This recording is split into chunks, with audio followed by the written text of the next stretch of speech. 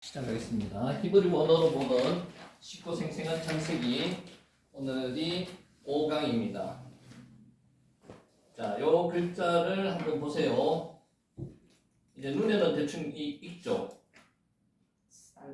살롬, 살롬입니다. 샬롬 해도 되고 살롬 해도 되고 상관없습니다. 시읍 발음 나고요, 아 발음 나고 샬롬, 살롬, 샬롬 상관없습니다.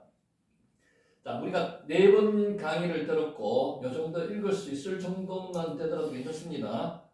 자, 이거는 우리가 눈이 읽는데 그냥 감으로 이야기하지 마시고 글자를 한번 소리 내서 읽으면서 눈으로 읽으면서 한번 읽어보세요. 한번 보세요.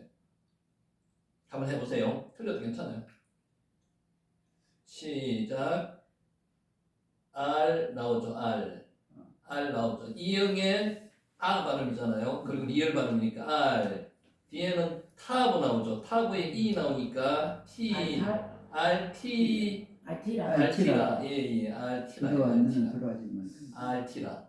그러니까 이제 이렇게 글자를 그냥 감으로 이렇게 하지 마시고 이제 천천히더라도 한 번씩 읽어보세요. 그러면 잘 읽게 됩니다. 지금 우리가 했는 거로 하면은 거의 다 읽을 수는 있습니다. 그러니까 약간의 차이 나는 건 상관없습니다. 옛날에 히브리어를 처음 만들 때는 자음밖에 없었습니다.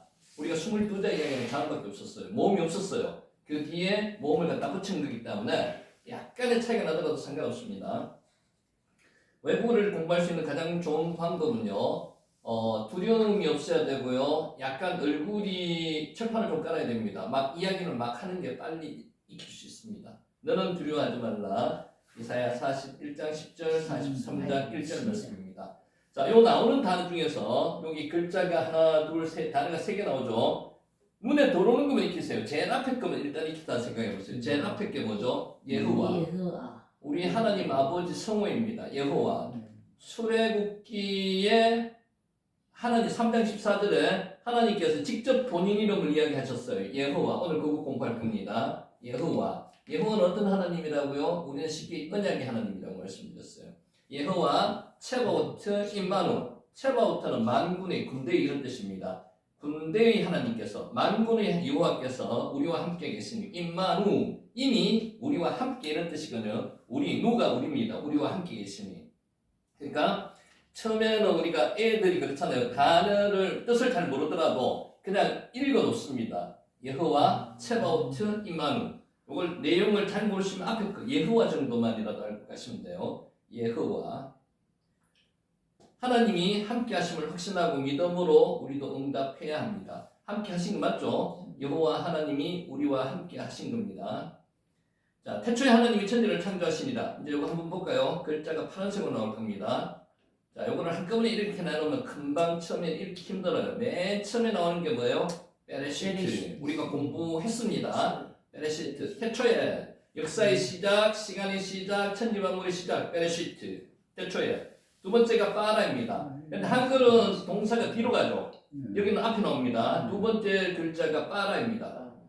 창조하시다. 세 번째가 누가? 엘로힘 하나님께서. 하나님의 성우가 크게 새깁니다. 엘로힘, 여호와, 아도나이. 그러니까 엘로힘 2500번 정도 나옵니다.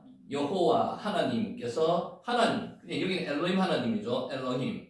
에트는 전치사입니다. 무엇을 전치사. 뭐를 만드셨다고요? 하샤마이. 하늘들. 샤마임은 항상 복수입니다. 단수가 없습니다. 1청천, 2청천, 3청천 생각하셔도 되고요. 우리가 눈에 보이는 하늘, 그리고 라키아 하늘, 그 위에 하나님 계신 하늘, 이렇게 생각하셔도 돼요. 3개입니다. 3개. 유대인이 관습 3개로 생각합니다. 왜? 에트, 그리고 무엇을? 그 땅을. 아레츠라고 발음 나는데 요거는 단어 하나 떼놓으면 에르츠라고 발음합니다. 그러니까 모음에 대해서 너무 신경 안 쓰셔도 됩니다. 아레츠. 자, 한번 천천히 한번 읽어볼게요. 베레시트, 바라, 엘로힘, 에트, 하샤마임. 왜 에트? 왜 에트 다 상관없습니다. 아레츠. 요게 창세기 1절인데요. 이 부분은 우리가 뭐 외우려고 외우지 않더라도 공부하시다 보면 스스로 머릿속에 들어가시거든요. 그러니까 성경에다가 꼭 이거는 기재해 놓으시기 바랍니다. 기독교 역사관은 무슨 역사관이라고 그랬습니까? 직선 역사관입니다. 직선입니다. 직선. 역사의 시작을 보여주는 책이 창세기. 성경마다 안 중요한 책이 없습니다. 다 중요합니다. 근데 제일 중요한 걸 꼽으라면 시작과 끝이 제일 중요하다고 보시면 돼요. 그래서 요새는 사람들이 많은 분들이 계시록 쪽에 많은 포커스를 두는데요. 계시록이 성립하고 이야기가 되려면 창세기가 있어야 됩니다. 그래서 둘 다가 중요하고요. 66권 다가 중요한 거죠. 자, 마할레라는 단어를 이야기했는데 요 잠언 18장 14절에 마할레가 나왔는데 요거를 익힐 수 있는 방법은요. 잠언 18장 14절 병을 동그라미 치든지 표시를 해놓고 마할레를 써놓으시기 바랍니다. 그러면은 강의했는 게 다음에 읽을 때 기억이 날 가능성이 없습니다. 마할레 한번 해보세요. 마할레. 예, 지금 당장 기억 안 하셔도 상관없습니다. 우리가 그것 때문에 하는 건 아니니까요. 생명의 근원은 마음에서 납니다. 생명의 근원이 이에서 납니다. 마할레는 병입니다. 마음을 지키는 자, 마음을 지킨다는 것은요, 군사들이 성을 지키듯이 목숨을 걸고 지키는 겁니다. 여러분 마음을 목숨 걸고 지키셔야 돼요. 악한 것들이 들어오는 것을 목숨 걸고 지켜야 되는 겁니다. 감사함으로 하려면 하나님께서 우리의 마음과 생각을 지켜주십니다. 마할레 병이라는 단어였고요. 자, 오늘은 우리와 관련된 말씀입니다. 1장 2절 나오는 말씀이죠. 하나님의 이름은 수면 위에 운행하십니다. 이거에 대해서 말씀을 한번 드릴 테니까 보세요. 예수님은 자신을 대신하여서 곧 오실 성령님을 소개하고 성천하셨습니다. 성부, 성자, 성령 삼위일체 말씀드렸죠. 삼위일체는 한 분이지만 세 분이고요. 세 분이지만 한 분을 이야기한다고 말씀드렸습니다. 예수님은 자신을 대신하여 곧 오실 성령님을 소개하시고 성천하셨습니다. 성령님을 루아흐라고 한 단어로 이야기하기도 하고요. 루아흐 하코데시 거룩한 영 이렇게 하고 이야기합니다. 그래서 우리는 복잡하시면 한 단어 루아흐 성령님 이건 우리가 거의 다 알고 계시니까 루아흐 한번 해보세요. 루아흐 진짜 루아흐 성령님입니다. 성령님. 제자들은 예루살렘을 떠나지 않고 성령님이 오시기를 기다렸습니다. 루아흐 하코데시 거룩한 영 오순절날 성령님이 오셨습니다. 루아흐 하코데시 그 이후부터 지금까지 성령님은 이 세상에서 성도들과 우리와 항상 함께 계십니다. 루아흐 하코데시. 우리는 예수님이 오시기 전의 시대를 무슨 시대라고 이야기하는가 하면 성부 시대라고 이야기합니다. 편의상 성부, 성자, 성령의 시대를 구분한다면 예수님이 오시기 전에는 성부 시대, 예수님이 오셔서 공생애는 성자 시대, 그리고 그 이유는 성령 시대. 자, 예수님이 공생의 삶을 사시던 시대를 성자 시대라고 이야기합니다. 물론 세 분 다 계셨지만은 특별하게 그렇게 구분할 수 있습니다. 성령님이 오신 이후의 시대를 성령 시대라고 부릅니다. 자, 그러면 성령 시대 이전의 성령님은 어떻게 존재했을까요? 존재하지 않으셨을까요? 아니죠, 존재했죠. 그것이 가장 처음에 나타나는 게 창세기 1장 2절에 나타난다는 거죠. 자, 성령은 말씀하고 있습니다. 루아흐 하코데시에 대해서 태초에 하나님이 천지를 창조하시니라.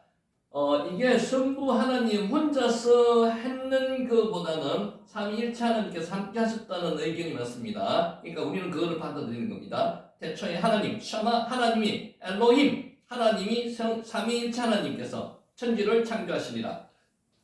2절에 구체적으로 성령님이 나오시죠. 땅이 혼돈하고 공하며 흑암이 깊음 위에 있고 하나님의 영, 요게 영이 루아흐입니다. 루아흐가 수면 위에 운행하시니라. 창세기 1장 2절 말씀입니다. 자, 우리는 이 말씀에서 하나님이 천지를 창조하실 때 성령님이 함께 계셨음을 분명히 알고 있습니다. 엘로힘 안에 계셨다는 것을 추정할 수도 있지만 다시 2절에서 루아흐가 함께 하셨다는 게 나타내고 있습니다. 성령님은 수면 위에 운행하심으로 라하프라 그러죠. 라하프. 천지 창조 사역에 동참하셨습니다. 운행이라는 말은 라하프가 어떤 뜻인가 하면요. 암탉이 알을 품는다는 뜻이 있습니다. 그러니까 운행하시는 게 암탉이 알을 품듯이 지구를 초창기 원시지구를 이렇게 품고 있는 듯한 모습이라는 거죠. 성령님은 천지 창조 때 암탉이 알을 펴고 날개를 펴고 알을 품듯이 이 세상을 품어주시고 있는 모습입니다. 라하프라는 단어거든요. 성령님이 온돈하고 공허하며 흑암이 깊은 세계를 품으시자 어떻게 됐다고요? 어미닭의 품에서 병아리가 나오듯이 창조된 세상이 나오게 되었다는 겁니다. 그러니까 아기 닭을 품고 있듯이 품고 있는 그 유의 천지가 나오게 되었다. 이런 뜻으로도 해석을 할 수 있다는 거죠. 천지 창조는 성부, 성자, 성령 하나님의 공동 작품입니다. 맞죠? 이것을 못 믿는 사람이 안 믿는 사람이 50% 이상 된다니까. 기독교인 중에서도 성부, 성자, 성령 하나님은 천지를 창조하시기 전에 함께 의논하셨습니다. 삼위일체 하나님, 그리고 함께 결정하시고 만드셨다는 겁니다. 성령 하나님은 인간이 창조 때에도 함께 하셨습니다. 그러니까 엘로힘, 하나님이라는 엘로힘의 단어는요 항상 복수입니다. 엘로만 쓰지도 않고요, 엘로아만 쓰지도 않고 엘로힘입니다. 항상 복수입니다. 우리의 형상을 따라 하나님이 이르시되 우리의 형상을 따라 우리의 모양대로 첼렘 데무튼, 이거는 실제로 첼렘 데무튼은 성품입니다. 우리가 사람을 만들고 우리로 바다의 물고기와 하늘의 새와 가축과 온 땅과 땅에 기는 모든 것을 다스리자 하시고, 여기서 중요한 단어가 라다라는 단어가 나오는데, 지금 제가 그냥 말씀드리는 건 귀를 들으세요. 안 익히셔도 됩니다. 나중에 잘 반복되니까. 자, 여기서 우리는 성부, 성자, 성령 하나님을 지칭하는 것이고, 성부, 성자, 성령 하나님, 엘로힘, 창조의 절정이고 골작품인 인간도 어떻게 해요? 세 분 하나님, 성부, 성자, 성령 하나님의 공동작품이라는 겁니다. 자, 성부, 성자, 성령님의 주요 사역은 구별되어 있습니다. 근데 명확하게 구분되어 있는 것보다는요, 어느 정도 구별되어 있습니다. 그렇다고 완전히 독립적으로 일하시는 그런 분은 아니라는 거죠. 같이 협력하여서 협력해서 일하십니다. 천지 창조는 성부 하나님이 주도하셨습니다. 여기에 대해서 신학적 의미를 좀 잘 가지시기 바랍니다. 성부 하나님이 주도하셨고요, 성자 하나님과 성령 하나님이 함께 동력하셨습니다. 자, 이 사실로 시편에서 이렇게 노래했습니다. 한번 들어보세요. 여호와의 말씀으로 하늘이 지음이 되었으며 그 만상을 그의 입 기운으로 이루었도다. 말씀도 나오고요, 기운도 나옵니다. 그러니까 성령, 성부, 성자 다 같이 나온다는 거죠. 자, 볼게요. 말씀은 뭘 뜻하는 겁니까? 성자 하나님을 의미하고요, 그 입 기운은 성령님, 루아흐 하코데시를 의미한다는 거죠. 성령님은 만물의 창조주이실 뿐만 아니라 재창조주이십니다. 하나님은 창조하고 끝나신 게 아니에요. 지금 재창조의 사역을 담당하고 계시는 거죠. 우리는 이 사실을 예수님과 니고데모의 대화에서도 확인할 수 있습니다. 루아흐 하코데시. 자, 한번 해볼까요? 루아흐 하코데시. 시작. 루아흐 하코데시. 두 개 다가 복잡하시면요, 루아흐는 알 수 있으니까 요거를 성경에다가 기록해 놓으시면 좋습니다. 기록해 놓으세요. 자, 예수님은 말씀하셨습니다. 진실로 진실로 내게 이르노니 사람이 거듭나지 아니하면 하나님의 나라를 볼 수 없느니라. 요한복음 3장 3절입니다. 자, 니고데모는 거듭난다는 말 뜻을 몰라서 예수님께 물었습니다. 사람이 늙으면 어떻게 날 수 있사옵나이까? 두 번째 모태에 들어갔다가 날 수 있사옵나이까? 요한복음 3장 4절 말씀입니다. 니고데모의 질문은 너무나도 당연한, 인간적으로 보면 당연한 질문이죠. 사람이 죽은 다음에 다시 태어날 수 없기 때문이라는 겁니다. 예수님은 대답하셨습니다. 진실로 진실로 내게 이르노니 사람이 물과 성령으로 나지 아니하면 하나님의 나라에 들어갈 수 없느니라. 육으로 난 것은 육이요 영으로 난 것은 영이니 내가 내게 거듭나야 하겠다 하는 말을 놀랍게 여기지 말라. 바람이 이미 울매 내가 귀의 소리는 들어도 어디서 와서 어디로 가는지 알지 못하나니 성령으로 난 사람도 다 그러하니라. 요한복음 3장 5절에서 8절 말씀입니다. 사람이 죽고 새 사람으로 태어나도록 하시는 분은 성령님입니다. 우리가 변화를 일으키도록 마음을 바꾸어 주시는 분은 성령님입니다. 루아흐 하코데시. 그래서 바울은 성도를 가리켜서 새로운 피조물이라고 선언했습니다. 그런즉 누구든지 그리스도 안에 있으면 새로운 피조물이라. 이전 것은 지나갔으니 보라 새 것이 되었도다. 우리가 잘 알고 있죠. 외우고 있는 겁니다. 고린도서 5장 17절. 새 피조물이라는 거죠. 옛날에는 죄인이었고요, 사탄의 종이었지만 지금은 의인이고 하나님의 아들이고 하나님의 종입니다. 만물을 창조하시는 일은 끝났지만 성부 하나님은 성자 그리스도 안에서 성령님을 통해서 일하십니다. 여기 중요합니다. 성부 하나님은 성자 하나님 그리스도 안에서 성령님을 통해서 일하신다는 거예요. 이렇게 세 분이 같이 일하신다는 거예요. 혼자서 일하시는 게 아니고. 그래서 세 분이 한 분이고 한 분이 세 분이다는 이런 이야기가 나오는 겁니다. 루아흐 하코데시. 자, 지금도 끊임없이 성령님을 통해서 재창조가 일어나고 있습니다. 지금도 재창조가 일어나는 겁니다. 왜? 그때 만들어 놓으신 기근을 근본으로 해서 기반으로 해서 재창조가 일어난다는 겁니다. 그러니까 다음에 말씀드리는데요. 구원은 재창조의 일환이라고 보시면 됩니다. 그러니까 창조 그리고 구원이 재창조의 일부라고 보시면 됩니다. 자, 우리는 이 진리를 알고 우리를 재창조하신 하나님께 찬송과 영광을 돌려야 합니다. 여러분 바라크 지난번에 말씀드렸죠. 바라크가 복입니다. 하나님께서는 우리를 복 주시는 거죠. 그러면 복주다. 그럼 우리는 하나님을 어떻게 한다고요? 찬양하죠. 그러니까 바라크입니다. 그러니까 바라크 두 가지 의미가 거기서 나올 수 있어요. 찬양하다도 바라크가 될 수 있는 겁니다. 그러니까 히브리어는 뜻이 하나만 있는 게 아니고 여러 가지 뜻을 가지고 있다. 바라크는 무릎 꿇다는 뜻도 있습니다. 저주하다는 뜻도 있습니다. 문맥에 따라서 맞춰 읽으셔야 된다. 지금은 무슨 시대라고요? 지금은 성령 시대입니다.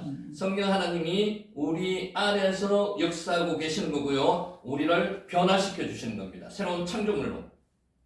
그러므로 우리는 날마다 순간마다 누구를 의지해야 된다고요? 성령님을 의지해야 하며 성령님을 따라야 하고요. 성령님께 순종해야 합니다. 순종이라는 단어가 듣다라는 단어는 똑같습니다. 샤마, 들으면 경청하며 순종한다는 거죠. 자, 오늘 여기까지 하고 자, 우리가 장도 오니까 노래 한번 부르고 시작하겠습니다.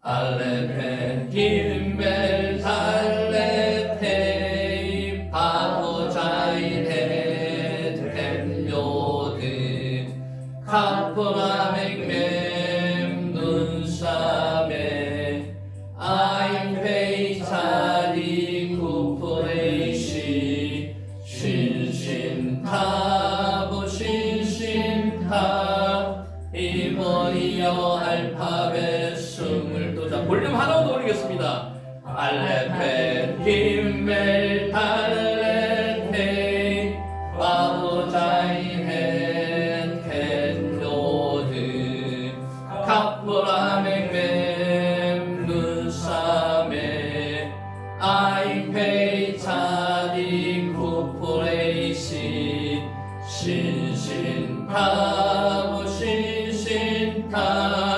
이머리어 알파벳 숨을 끄자. 이게 이제 막 꿈속에서 잠잘 때도 막 나타나고 그러면은 말씀드리는 겁니다. 자, 넘어갑니다. 자, 요거는 지난번에 말씀드렸으니까 다시 한번 끼워 넣고요. 자, 이제 순서 나갑니다. 자, 창세기 1장 1절 계속 반복했는 겁니다. 반복했는 건데 다시 한번 볼게요. 맨 처음에 창세기 1장 2절 생각해 보세요. 땅이 어때요? 기억하십니까? 땅이 뭐라고 그랬죠? 혼돈하고 혼돈이 토후입니다. 토후. 글자가 작지만 토후입니다. 두 번째가 공허하다 그랬죠? 공허가 보후입니다. 흑암이 깊음이 있다고 그랬죠? 여기 흑암이 호세크가 흑암이고요. 깊음이 태훔입니다. 태훔. 그리고 아까 우리가 말했던 라하프. 운행하다가 라하프입니다. 그러니까 창조를 하시고 아직 완전한 형태가 이루어지지 않은 지구를 운행하시는 게 누구라고요? 성령님. 루아흐가 라합하신다는 거예요. 그러니까 그림을 보시면서 생각 한번 해보시고요. 첫째 날에 뭘 만드셨습니까? 예히 오르 와예히 오르. 빛이 있으라 하심에 빛이 있었더라. 빛입니다. 이 빛은 한번 생각해 보세요. 태양 빛입니까? 아니. 달빛입니까? 아니. 무슨 빛입니까? 하나님의 빛. 하나님의 빛이 어디서 성경에서 나와요? 구름 기둥, 불 기둥. 그리고 성소에 들어가면 하나님의 빛이 있습니다. 사도 바울이 다메섹 도상에서 정오의 빛보다 더 강한 빛을 쫓죠. 그 빛이 오르입니다. 하나님의 빛. 그러니까 이거는 하나님이 내는 빛이에요. 그냥 우리가 나는 그냥 자연적으로 나오는 이 발광체에 의해서 빛이 아닙니다. 지금 해, 달, 별 없습니다. 그래도 빛이 있었더라 하시면 빛이 있었습니다. 빛이 있으니까 호세크, 어둠이 물러가는 거예요. 오르가 오면 어둠이 물러가는 겁니다. 자, 두 번째가 뭐 만드셨어요? 라키아. 라키아가 궁창입니다. 지난번에도 말씀드렸듯이 라키아는 이렇게 넓게 편 철판 정도로 유대인들은 해석을 이해를 했습니다. 그래서 해달변이 어디 박혀 있다고요? 라키아에 박혀 있다고 생각했습니다. 라키아. 세 번째가 에레츠, 땅이고요. 바다고요. 그러니까 물이 한 곳으로 모이게 하셔가지고 바다와 육지를 구분하셨죠. 그게 셋째 날입니다. 이제 넷째 날에 아까 우리가 말하는 해달변이 나타나는 거예요. 라키아에 박혀있는 해달변. 이게 마오르죠. 마오르 맞습니다. 오르가 빛이고요. 오르의 도구라고 말씀드렸죠. 그게 마오르입니다. 도구 전치사 마가 붙었습니다. 맴이 붙었죠. 마오르. 오르 앞에 하나 붙었는 게 맴이 붙었는 거예요. 그게 마오르입니다. 자, 이제 라키아에다가 집어넣어야 되죠. 라키아에서 새도 들어가야 되고요. 다섯째 날에. 그리고 물에는 물고기들이 들어가는 겁니다. 이것을 뭐라고 지칭하셨는가 하면은 새는 오프라고 이야기했고요. 물에 있는 물고기 내지 수중생물은 세레초네페시아라고 말씀하셨습니다. 생물 이렇게 기록되어 있습니다. 한글 성경에. 자, 마지막 날에는 네페시아야 생명체들을 만들었는데 인간은 어떤 생명체냐면요. 하나님의 숨결이 하나님의 숨이 들어가 있는 그 생명체가 네페시 하야가 니시마트 하임이 들어가 있는 게 우리 인간이라는 거죠. 그걸 번역을 뭐라 하는가 하면은 생명이라고 번역을 한다는 거죠. 그러니까 실제로 네페시 하야 똑같습니다. 앞에 나오는 수중에 있는 생물체도 네페시 하야. 사람도 네페시 하야인데 사람은 니시마트 하임. 하나님의 숨이 들어가 있는 하나님의 숨을 후 불어넣으셨다는 그게 들어가 있는 네페시아가 사람이라는 겁니다. 원인은 그렇게 돼 있어요. 자, 이 그림은 지난번에 복사해도 나가 있고요. 몇 번 반복했습니다. 자, 이제 이거를 글자로 우리로 말하면 그냥 넘겨찍기를 읽지 마시고 첫째부터 하나씩 이렇게 읽어보세요. 빼라고 이렇게 해주시죠. 배라고 읽어도 됩니다. 빼. 점 두 개가 옆으로 돼 있으면 네. 세 번째가 쉬. R은 묵음이니까 안 읽어도 되고요. 쉬. 베레시트 이렇게 읽으시는 거죠. 그러니까 이제 어느 정도 천천히 읽더라도 글자가 눈에 들어오고 읽혀지시는 단계가 오늘 단계라고 보시면 됩니다. 베레시트가 뭐라고요? 태초에 어느 창조 신화나 어느 창조에 대한 이야기를 보더라도 태초에라는 말이 있는데 성경밖에 없습니다. 역사의 시작, 시간의 시작, 천지만물의 시작, 모든 것이 시작하는 시점 베레시트 태초에. 여기 뭐라고요? 한번 읽어보세요. 아예 밑에 점이 세 개 있으면 L이죠. L. 그러니까 엘로힘 맞아요. 엘로힘. 그러니까 넘겨찍기를 하셔도 되는데 처음부터 천천히 가시면은 L 라메드가요. 두 번째 중간에 들어가면은 앞에도 붙고 뒤에도 붙습니다. 미열이 두 번 나요. L자도 하나 나고 로도 나죠. 로힘, 엘로힘 이렇게 되는 겁니다. 재밌어요. 혼자만 재밌으면 안 되는데. 엘로힘이 누구라고요? 하나님, 엘로힘. 우리 하나님 아버지의 성우가 엘로힘, 예호와, 아도나이. 그 세 가지 중에서 엘로힘. 성경의 엘로힘 창세기 1장에 나오는 성우는 뭐밖에 안 나온다? 엘로힘만 나옵니다. 예호와 안 나옵니다. 엘로힘. 31절에 32번 나오죠. 자, 한번 처음부터 볼게요. 알렙에다가 밑에 점이 옆에 있는 점을 신경 안 써도 됩니다. 하여튼 점이 3개 이상이니까 2개 이상이니까 3개 이상이니까 L로 읽는 거죠. L. 글자 위에다가 점이 하나 있으면 뭐라고 했죠? 로라고 했죠. 로. 라메들이 이쪽 양쪽으로 난다고 했죠. 요게 힘. 복수입니다. 엘로힘. 이렇게 읽습니다. 엘로힘. 자, 깍지 한번 껴보세요. 깍지 껴고 앞으로 쭉 한번 내밀어보세요. 위로. 쭉 바닥을 한번 세게 쳐보세요. 짝! 세게 치시라고. 자, 밑에 바닥을 착 끼시라고. 자, 엘로힘 하나님입니다. 하나님. 자, 이게 누구라고요? 읽어보세요. 아버지 이름을 알아야지. 예자 발음 나옵니까?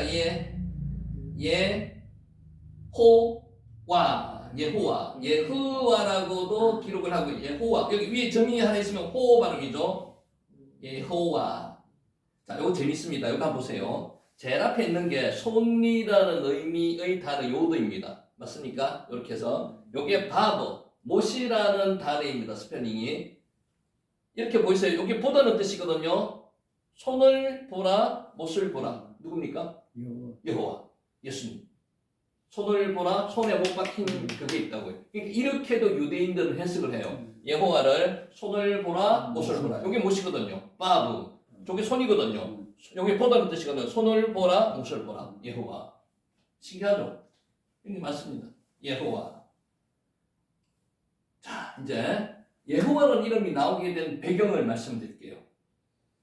하나님께서 모세를 부르셨습니다. 40년 동안 양치기 하는 모세를 부르셨습니다. 말도 못하고 어눌한 모세를 부르셨습니다. 애굽으로 가서 고난당하고 있는 민족을 구원하라는 사명을 주셨습니다. 모세가 뭐라 그랬습니까? 못한다고 했죠. 저는 말도 잘 못합니다. 저는 이제 사람하고 관계도 잘 못합니다. 이런 뜻입니다. 한번 읽어볼까요? 방금 읽어 나오는 여호와라고 이렇게 했는데 여호와, 아쉐르, 여호와 이렇게 했습니다. 요게 축약돼가지고 여호와가 나왔는 거예요. 한번 해볼까요? 에호와 한번 해보세요. 에호와, 에흐예, 아쉐르, 에흐예. 다시 한번 해볼게요. 에흐예, 아쉐르, 에흐예. 요게 축약되는 겁니다. 이게 무슨 뜻이라고요? I am who I am 들어보셨어요? 나는 나다. 에고임이 똑같은 겁니다. I am who I am. 나는 나다. 스스로 자존자라시는 거죠. 이렇게 주장할 수 있는 사람은 아무도 없습니다. 하느님밖에 안 계세요. I am who I am. 이게 에흐예, 아쉐르, 에흐예. 여기서 여호와가 나오는 겁니다. 나는 뭐뭐니라. 나는 아쉐르는 관계의 대명사거든요. 나는 스스로 있는 자니라. 그런 뜻입니다. 그러자 모세는 하나님께 물었습니다.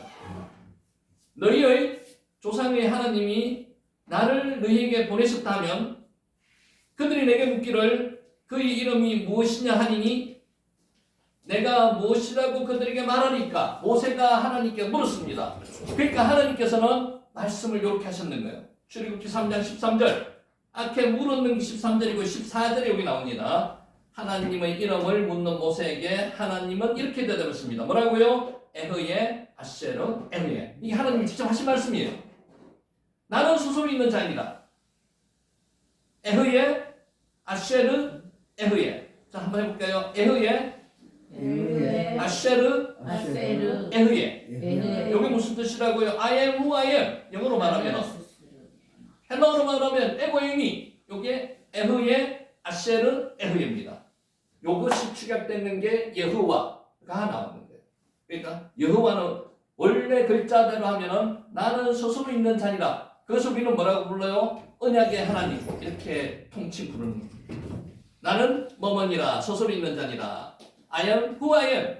이게 실질적으로 참 중요합니다. 에흐예, 아쉐르, 에흐예. 어디 나온다고요? 출애굽기 3장 14절에 나온다고요. 그러니까 여러분은 오늘 다른 건 몰라도 요거 하나는 출애굽기 3장 14절에 기재가 되어 있어야 됩니다. 에흐예, 아쉐르, 에흐예. 여기서 여호와라는 이름이 나왔습니다. 하나님께서 본인 이름을, 당신의 이름을 가르쳐 주신 것은 요거밖에 없습니다. 엘로힘은 하나님께서 가르쳐 주신 이름이 아니에요. 아도나이도 하나님께서 가르쳐 주신 이름이 아닙니다. 너는 이스라엘 자손에게 이같이 이르기를 스스로 있는 자가 나를 너희에게 보내셨다라. 스스로 있는 자. I am who I am이 이 하나님이 너희에게 보내셨다는 거죠. 그러니까 하나님 이름을 직접 본인이 말씀하셨는 것은 요거밖에 없습니다. 에흐예, 아쉐르, 에흐예. 나는 스스로 있는 자라는 번역은요, 약간 의미가 들어가 있습니다. 우리나라 글로 표현하다 보니까 의역을 했는 거죠. 그러니까 원어에 가깝게 직역을 하면 뭐라고요? 나는 곧 나니라. I am who I am. 이것이 영어로 번역되어 있는 게 I am who I am. 이게 직역했는 겁니다. 자, 이것은 하나님의 자기 계시입니다. 본인 스스로가 본인을 이름을 이야기하시는 거예요. 이스라엘에서는 누구도 감히 이런 표현을 쓸 수가 없습니다. I am who I am이라는 단어를 쓸 수 있는 사람은 하나님밖에 안 계세요. 인간은 못 씁니다. 나는 나다. 스스로 있는 자라고요. 만든 피조물이 아니라고요. 그런데 요한복음을 보면 예수님은 자신이 누구인지 밝히실 때 이 표현을 사용하셨습니다. 그러니까 예수님께서 신약에 와서 나는 뭐뭐시다라고 이야기하는 게 독단적으로 말씀하셨는 게 아니고요. 구약에 나오는 것을 인용하거나 구약에 나오는 것을 따라서 이야기하시는 거죠. 나는 생명의 떡이다. I am the bread of life. 이게 에흐와의 아쉐르 에흐예. 여기서 나왔는 거라고요. 나는 나다. 에고의 의미 이 뜻입니다. 나는 세상의 빛이다. 7가지 나오죠. 나는 양의 문이다. 나는 선한 목자다. 여기서 나온 거예요. 나는 부활이요 생명이다. 나는 길이요 진리요 생명이다. 나는 참 포도나무다. 이렇게 7가지를 어디서 나왔다고요? 에흐예, 아쉐르, 에흐예 여기서 나왔다. 그래서 발음은 잘 못하셔도 상관이 없는데 신학적으로 굉장히 중요한 하나님의 성호입니다. 본인이 직접 말씀하신 성호예요. 그래서 이거는 꼭 기재가 돼 있도록 해주시기 바랍니다. 같이 한번 해볼게요. 에흐예, 크게 한번 해보세요. 아쉐르, 에흐예. 여기서 여호와가 나왔습니다. 자, 나는 무엇이다라는 말이 헬라어는 에고의 의미입니다. 예수님이 에고의 의미라는 말을 사용하실 때마다 유대인들은 곧바로 출애굽기 어디 나온다고요? 출애굽기 3장 14절에 나오는 이 말씀을 떠올린다는 거죠. 우리도 이 말씀 신약에 가서 읽을 때 에흐예, 아쉐르, 에흐예가 떠올라야 된다는 거죠. 나는 나다. 나는 스스로 있는 자리다. I am who I am. 에흐예, 아쉐르, 에흐예. 자, 이제 밑에 거 보지 말고 그냥 한번 천천히 한번 읽어보세요. 에흐예, 아쉐르, 에흐예. 자, 시작. 에흐예, 아쉐르, 에흐예. 자, 이렇게 생각하시는 분도 있을 겁니다. 알아서 못할 건데, 아니요, 알아야 됩니다. 성경을 보시려면 알아야 됩니다. 그러니까 신약과 구약은 동떨어진 게 아닙니다. 그리고 우리는 항상 생각할 때 신약의 예수님을 하나님이라고 많은 고백을 하는데 그 하나님이 어떤 분인지 앞하고 연결이 잘 안 돼요.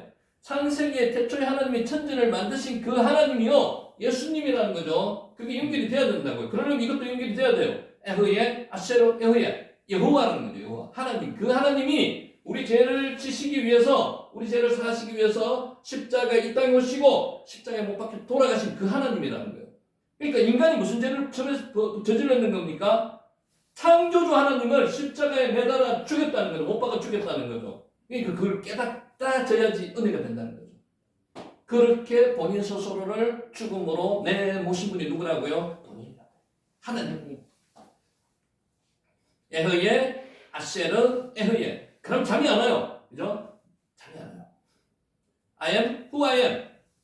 나는 스스로 있는 자리다. 이게 이제 한글로 번역할 때 의역이 좀 되는 겁니다. 나는 나다 이런 뜻입니다. 나는 나다.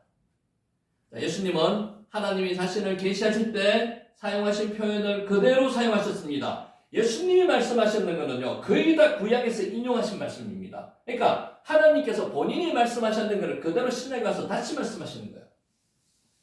이것은 예수님이 곧 하나님이심을 스스로 계시하시는 겁니다. 계시가 뭡니까? 열어 보여주는 게 계시 아닙니까? 보여주시는 거예요. 자, 처음에부터 한번 볼게요. 요거를 한번 읽어보세요. 에흐예, 아쉐르, 에흐예, 에흐예, 아쉐르, 에흐예. 제가 지금 하고자 하는 것은 계속 반복하는 겁니다. 그러니까 외우지 못하더라도 입에 익혀놓으시고요. 글로 써놓으면 다음에 볼 때는 익혀진다는 겁니다. I am who I am. 나는 난이라. 에고 에이미. 나는 스스로 있는 자니라. 출애굽기 3장 14절. 그러니까 오늘 출애굽기 3장 14절 에흐예 아쉐르 에흐예. 요거는 기억을 해놓으실 수 있도록 기록을 해놓으세요. 기록을. 직역하면 뭐라고요? 나는 곧 난이라. I am who I am. 이게 누가 말씀하시는 거라고요? 하나님 당신이 말씀하시는 거예요. 본인이 말씀하셨어요. 본인이. 자, 하나씩 볼게요. 여기 바보잖아요. 바보를 쓰다 보니까 이게 원래 이렇게 돼 있습니다. 손으로 이렇게 돼 있죠. 그죠? 위에가 굽어 있는 겁니다. 그냥 인쇄가 되다 보니까 지금 굽어 있지 않아요. 예. 위에가 호로 읽으면 돼요. 이거는. 다, 저 글자 위에 점이 있는 건 호를 읽자거든요. 호. 예호. 와. 바라고 읽어도 상관없습니다. 예호바. 예호와. 이렇게 읽혀지는 거죠. 여호와. 여호와. 본인이 직접 나는 스스로 있는 자리라 말씀하시는 것에서 나온 단어가 예호와입니다. 예호와. 예호와. 아도나이는요. 주인이라는 뜻입니다. 주님. 주인. 왕에게도 불렀고요.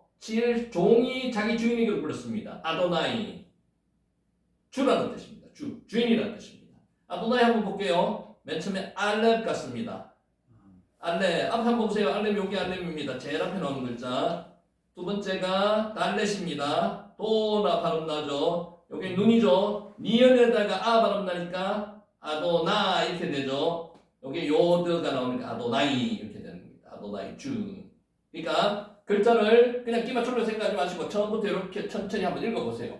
자, 이런 방법 다시 한번 말씀드립니다. 한글은 왼쪽에서부터 오른쪽으로 가는데 히브리어는 오른쪽에서부터 왼쪽으로 갑니다. 엘로힘 어느 하나님이라고요? 엘로힘 전지전능한 하나님. 창세기 1장에 나오는 32번 나오는 그 하나님. 엘로힘 복수입니다. 요게 힘이 복수, 남성 복수거든요. 뜻은 신들, 하나님들, 뭐 천주교에서는 하나님이라고 그러니까 이렇게 불려지지만은 이것을 복수 취급 안 한다는 거죠. 단수 취급한다는 거죠. 사사기 11장 24절에요. 내 신을 해놓고 원어는 뭘로 써놨냐 하면 엘로힘을 썼습니다. 하나님이 아니에요. 이방신도 엘로힘으로 불렀습니다. 성경에. 그모스가 내게 주어 차지하게 한 것을 내가 차지하지 아니하겠느냐. 우리의 하나님, 여기는 하나님을 또 이야기하는 게 엘로힘. 여호와께서 우리 앞에서 어떤 사람이든 쫓아내시면 그것을 우리가 차지하리라. 이건 뭘 나타내는가 하면요. 이방신에게도 엘로힘이라는 단어를 성경에서 썼습니다. 그리고 하나님께도 엘로힘이라는 단어를 썼습니다. 그러니까 문맥에 따라서 엘로힘이 어떤 엘로힘인지 파악을 하셔야 된다. 자, 왜 구약 성경은 신을 복수형으로 말하고 있냐. 지난번에 말씀드렸죠. 기억나는 게 있습니까? 왜 복수형으로 말했느냐. 작은 복수라고 기억나세요? 그것만 이유가 아니고요. 그런 여러 가지 이유를 대고 있습니다. 정확한 것은 모릅니다. 근데 학자들이 주장하는 그런 게 있습니다. 삼위일체 하나님을 주장하기도 합니다. 자, 볼게요. 왜 복수형을 쓰고 있는지 정확하게 알 수 없습니다. 성경은 정답을 이야기하는 게 아닙니다. 정보를 제공하는 게 아니에요. 성경은 변화시키고자 하는 책이 성경입니다. 하나님에 대한 이야기입니다. 인간이 머리로서 다 이해할 수 없습니다. 그 이해 안 되는 부분은 이해 안 되는 대로 남겨놓는 게 신앙입니다. 신비감이 있는 거죠. 신비의 세계입니다. 신비의 세계. 연구하는 학자마다 의견이 다릅니다. 자, 오강남 교수라는 분은 이런 이야기 했습니다. 신의 이름 중에 히브리어 성경에 2500군가량 나오는 게 엘로힘입니다. 5000회 이상 나오는 게 여호와가 더 많이 나온다 그랬죠. 엘로힘이라는 이름은 어원적으로 따져보면 엘이라는 남성신, 엘이 남성신을 이야기하고요. 엘로아라는 여성신의 이름을 합한 복합명사라고 이분은 이렇게 주장을 합니다. 그러니까 이거는 믿는 게 아니고요. 학자들이 주장하는 걸 소개 하나 시켜드리는 거기 때문에 이런 분도 있다는 거예요. 자, 다시 말하면 엘로힘은 남성신과 여성신을 총체적으로 대표하는 이름으로서 그 속에 남성적인 요소와 여성적인 요소를 함께 포함하고 있다. 이렇게 주장합니다. 실제 하나님은요. 남성적인 면과 여성적인 면을 다 가지고 계신 분이에요. 자, 복수형은 그저 많은 다수를 의미하는 데서 그치지 않습니다. 때로 더 큰, 더 높은, 이게 지금 작은 복수를 이야기하는 겁니다. 우리에게는 조금 낯선 복수형의 용법인데 단수형과 복수형을 뚜렷이 가르는 언어가 우리나라 말은 아닙니다. 하지만 다른 언어에서는 자주 보이는 현상이라는 거죠. 이런 형이 작은 복수가 쓰이는 나라가 있습니다. 우리나라는 그렇지 않습니다. 예를 들어서 프랑스나 독일에서 상대방을 높여 부를 때 복수형을 씁니다. 높여서 부를 때 장음하기 때문에 두라고 하지 않고 너희들이라고 복수를 씁니다. 그런데 높여서 부르는 거죠. 상대를 존중하는 마음을 표현하기도 합니다. 대개 사회적 신분이 높은 대상에게 이런 표현을 썼던 것이 기본입니다. 자, 고대 이스라엘인들은 복수형 이런 용법을 하나님께 드렸다. 신들이라고 쓰고 엘로힘이라고 쓰고 뭐라고 했습니까? 단수를 읽는다는 거죠. 그래서 엘로힘은 항상 단수입니다. 복수 아닙니다. 그러니까 이거는 이렇게 주장하시는 요분의 이야기입니다. 소개시켜드리는 거예요. 우리가 지금 따르고 있는 건 뭡니까? 삼위일체 하나님 따르고 있는 겁니다. 그러니까 그거를 비교해가지고 보시라는 거죠. 고대 이스라엘인들은 한결같이 이 복수형으로 유일하신 하나님의 이름을 불렀습니다. 이 이름은 하나님은 다른 신들과 전혀 다른 존재라는 의미가 있다는 것이고요. 가장 높은 신에게만 허락된 이름이라고 주장을 합니다. 누가? 주원준 교수가 이런 이야기를 하는 거예요. 그러니까 교수들의 이야기는 학설을 이야기하는 거기 때문에 공식적으로 우리가 받아들이는 그런 건 아닙니다. 그러니까 지금 신학을 공부하기 위해서는 이런 것도 아시는 것이 되어야 된다는 거죠. 자, 옥스퍼드 대학의 히브리 학자 윌리엄 파울러라는 분은 파울리는 이렇게 말씀합니다. 장원복수 AD 4세기경에 나타난 것이기 때문에 언제 나타났다고요? 모세가 지었을 BC 1400년대는 이게 없었다는 거죠.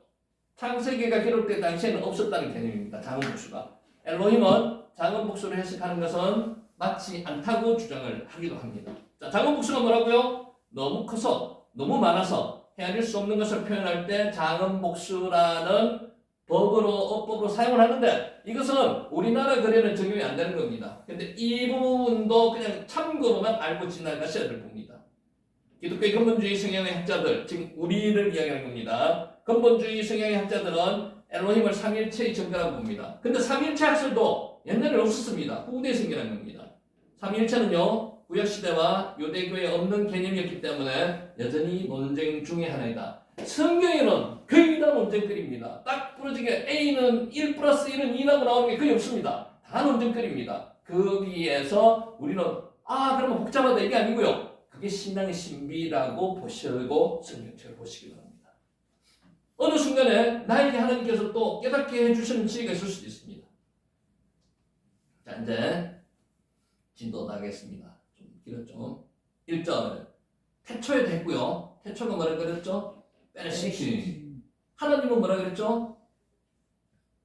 엘로힘. 자, 이게 지금 문제 가르쳐드리고 있는 거예요. 태초에가 1번이라 그랬고요. 엘로힘이 2번입니다. 그러니까 알티라는 한 최고 높으니까 0번입니다. 무조건 세 개는 지금 가르쳐드렸어요. 알티라, 베레시트, 엘로힘. 그러니까 1장 1절에 나오는 거는 다 문제로 보시면 됩니다. 뭘 창조하셨다고요? 천지. 천지가 뭡니까? 하늘과 땅이죠. 하늘과 땅인데 우리 앞에서 했는 거 한번 기억해 보실래요? 앞에 목적격 전치사 에트가 들어가고요. 두 번째 하늘들이라고 했죠. 하샤마이 에트 다음에 뭐죠? 땅 아레치 그게 천지입니다. 에트 하샤마이 에트 하 아레치 그게 천지입니다. 천지. 자, 질문 있습니다. 하늘과 땅만을 이야기할까요? 하늘과 땅 외에 다른 것도 이야기할까요? 다른 것. 그렇죠. 그게 정답입니다. 왜냐하면요. 히브리어 영국 중에서요. 뭐부터 뭐까지는요. 그 안에 있는 거 다 포함하는 겁니다. 단에서 브엘세바까지 하면요. 단과 브엘세바만 이야기하는 게 아니고 그 안에 있는 모든 거 다 포함하는 거예요. 그래서 천지를 만드셨다는 것은 하늘과 땅 사이에 있는 모든 것 이런 뜻입니다. 에트, 하샤마임, 웨트, 하아르츠 띄워놓고 시작했으니까 대답을 잘 하시더라고요. 자, 앞서 창조의 시점 언제 창조되었다고요? 베레시트 태초에와 창조의 주제 누가? 엘로힘이 언제? 누가? 이건 나왔어요 지금. 그러니까 무엇을 이게 나오는 겁니다. 천지를 창조하셨는지를 밝힌 하나님에 이어서 이제 창조의 대상 무엇이 창조되었는지를 밝히는 겁니다. 베레시트 바라 두 번째가 동사죠. 세 번째가 천지를 에트 하샤마임 에트 아르츠를 창조하셨다는 겁니다. 자, 히브리어에서는 뭐뭐를 직접 목적어를 표시하는 목적격 전치사가 에트가 들어갑니다. 하늘들이란 하샤마임 하가 정관사입니다. 그 하늘이라고 하는 겁니다. 왜 그 하늘이라고 했을까요? 자, 우리는 지금 하늘을 볼 수 있습니다. 저 하늘, 저거 이야기하는 거예요. 그 하늘 이런 뜻입니다. 앞에 나왔던 거를 지칭을 할 때 정관사가 들어가요. 영어로 말하면 더가 그거거든요. 정관사. 저 하늘, 그 하늘들과 그 땅을 하나님께서 만드셨다는 겁니다. 그 하늘들을, 그리고 그 땅을, 앞에 우리가 보고 있는 이 하늘, 이 땅을 이야기하는 거죠. 하늘이 복수형으로 표기된 것은 고대 히브리인들의 하늘 개념을 반영한 것이다. 엘로힘도 남성 복수고요. 하지만 단어를 받을 때는 동사를 뭘로 받는다고요? 복수를 안 받고 단수로 받는다. 샤마임도 마찬가지입니다. 샤마임도 복수로 되어 있지만 샤마임도 똑같습니다. 샤마임. 자, 고대 히브리인들에게는 현대 천문학이 말하는 것과 같은 그런 개념은 없었습니다. 대기권, 우리는 눈에 보이는 여기 대기권이라 그러죠. 그 너머의 무한의 평창하는 우주, 그 넘어 있는 세계, 그까지는 이들이 몰랐지만 그래도 나름대로 이들의 가치관 속에는 뭔가 3청천으로 되어 있다고 바울이 이야기했죠. 1청천은 뭐예요? 우리가 보는 하늘. 이청천은 해달 별이 있는 우주, 그리고 삼청천은 하나님께서 계신 그곳. 그렇게 유대인들은 생각을 했습니다. 자, 하늘을 새들이 날아다니는 눈에 보이는 공중 하늘, 우리로 말하면 대기권입니다. 첫째 하늘, 이게 첫째 하늘입니다. 그리고 우리들이 살고 있는 땅을 반원형으로 둘러싸고 있는 것으로 해달 별들이, 여기서는 라키아가 뭐라 그랬습니까? 넓게 편 판이라고 그랬습니다. 그렇게 생각했습니다. 이들은 거기에 붙어 있는 그게 라키아라고 봤습니다. 거대한 금속판인 소위 공창이 라키아죠. 자, 그 위에 보관된 엄청난 양의 물로 구성된 그 라키아 위에 물이 있다고 생각했습니다. 둘째 하늘, 그리고 그 너머의 순수한 영적 존재들인 천사들과 하나님이 계신다는 셋째 하늘, 이렇게 첫째, 둘째, 셋째로 구분했습니다. 자, 어깨 한번 쭉 올려보세요. 이렇게 어깨를 툭 돌려보세요. 어깨를 쭉 올렸다가 잘못하면 빠집니다. 조심하시고 이렇게 잠이 올 때는 한 번씩 이렇게 해주시면 좋습니다. 자, 넘어갑니다. 자, 구약 성경에 420회 정도 나오는 하늘은 모두 다 복수형입니다. 엘로힘입니다. 그러니까 하나님은 복수형을 썼지만은 실제로 단수 취급을 하고요. 얘는 복수입니다. 복수형으로 되어 있습니다. 천지 창조 기사는 대략적으로 하늘 전체를 말할 때는 고대 히브리인의 하늘 개념을 그대로 원용했습니다. 하늘의 구조를 구체적으로 설명할 때는 고대 히브리인의 개념을 뛰어넘어서 세부적으로 정확히 묘사하는 우리가 지금 알고 있는 그 과학적인 그 하늘로 지금 어느 정도 묘사가 된다는 겁니다. 그러니까 이게 누가 지었다고요? 한 사람이 모세가 기록했지만은 하나님의 성령의 감동으로 기록되었다는 거죠. 자, 고대 히브리인들은 생각조차 못했던 대기권의 형성과 존재를 설명하고 있습니다. 대기권에 속하는 우주 공간을 가리키는 궁창, 사실은 히브리인들이 세계청으로 생각한 하늘들과 같은 것임을 굳이 분명하게 밝힌 제8절에서도 정확하게 나타나고 있습니다. 자, 하늘은 첫째 하늘, 우리가 눈에 보이는 하늘, 둘째 하늘, 라키아라고 이야기하는 궁창, 옛 사람들은 그 궁창이 넓은 판에다가 해달별이 붙어 있다고 생각했고요. 그 위에 물이 있다고 생각했고요. 그 이상 올라가면은 하나님이 계시는 영적 하늘, 그것을 삼청천이라고 이야기했습니다. 지금 뭐 이야기하고 있습니까? 천지를 에트, 하샤마임, 웨트, 하아르츠. 자, 땅을 말하는 아르츠, 에르츠라고 발음도 합니다만 여기는 하가 들어가가지고 말이 변동됐습니다. 아르츠도 하늘과 대조된 의미에서 온 땅, 곧 우리들이 발붙이고 있는 지구를 이야기하는 겁니다. 지구. 넓게는 땅 아래 지하 세계까지도 같이 이야기하는 겁니다. 지하, 언더그라운드, 언더월드. 성경에는 아까 제가 말씀드렸죠. 해 돋는 데부터 해 지는 데까지, 단에서 보엘세바까지 양극단을 함께 말할 때 그 안에 있는 모든 것을 다 포함한다고 말씀드렸습니다. 이게 히브리어법입니다. 자, 마찬가지로 그 하늘들과 그리고 그 땅을이라는 표현은 하늘과 땅뿐만 아니라 그 양자 사이 공간에 존재하는 모든 것을 다 이야기하는 겁니다. 그게 에트 하샤마임, 에트 하아르츠를 이야기한다는 거죠. 그러니까 하느님이 하늘과 땅만을 지으신 게 아니고요. 하늘과 땅 사이에 존재하는 모든 만물을 다 지으셨다는 이런 표현입니다. 자, 온 하늘과 온 땅, 온 천지가 하나님께서 지으셨다는 겁니다. 그러니까 온 천지를 다 하나님께서 지으셨다는 거예요.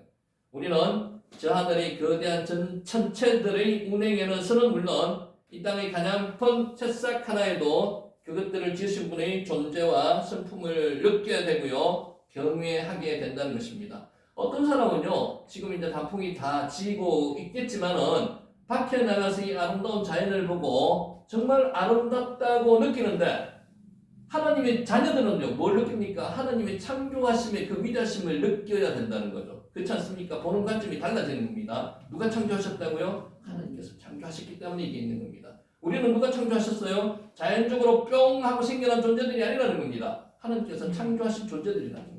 지금 창세기 1장 1절에서 그걸 이야기하고 있는 거예요. 하나님이 전 우주를 지으셨다는 사실은 하나님이 대리 통치자인 우리 인간의 무대도 여기 지구에서 끝나는 게 아니에요. 온 하늘과 온 땅으로 하나님께서 만드신 천지 만물 다가 우리의 활동 무대라는 겁니다. 우리가 관리해야 될 대상이라는 겁니다.